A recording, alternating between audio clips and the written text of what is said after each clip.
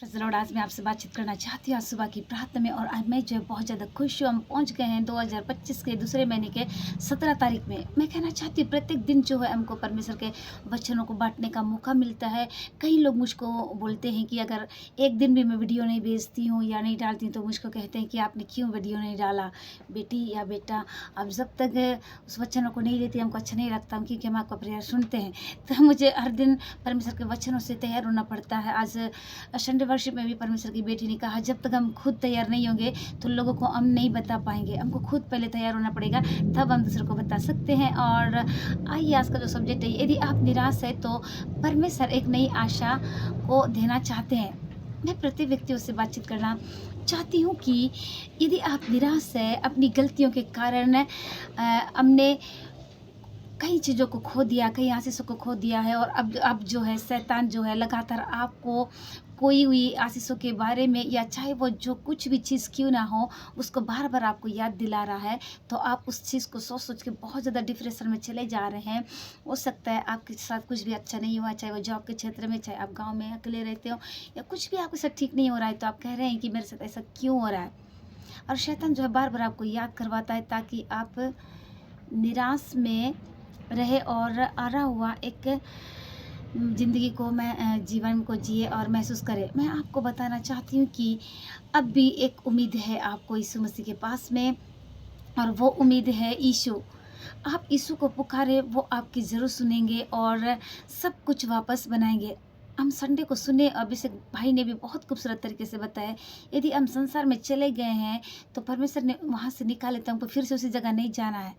अगर एक बार निकाले तो हमको बढ़ते ही जाना है, बढ़ते ही जाना है। यदि आप पीछे जा रहे हैं तो वो आपकी गलती है, परमेश्वर की गलती नहीं है। मैं कहना चाहती हूँ कि मेरा भी जो सब्जेक्ट है कि यदि आप निराश हैं और परंतु परमेश्वर के पास में एक नई आशा है आपके लिए, तो परमेश्वर को आप पुकारे, वो उम्मीद है यीशु मसीह। आप उसे पुकारे, आपकी वो ज़रूर सुनेगा और सब कुछ वापस कर देंगे। आइए आप मेरे साथ में निकाल लीजिए क्या कहता है परमेश्वर का बहुत ही प्यारा खूबसूरत वचन है।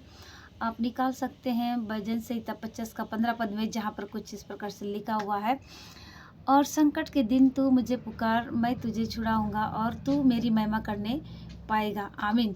यहाँ पर परमेश्वर का वचन जो है बहुत ही खूबसूरत तरीके से आपसे बातचीत कर रहे हैं। वो कहते हैं कि अगर आप कोई मुश्किल में होंगे, परेशान में होंगे, संकट में होंगे, आप निकाल नहीं पा रहे हैं, तो आप परमेश्वर को पुकार सकते हैं और वो आपकी प्रार्थना को सुनेगा, और मैं तुझे छुड़ाऊंगा। यीशु मसीह के बाद आपको हर एक संकट से छुड़ाएंगे, और उसके बाद आप परमेश्वर की महिमा करने पाएंगे। ये कब होगा? जब आप परमेश्वर के लिए तैयार होंगे, उसके बाद जो है ये कार्य आप करने लगेंगे।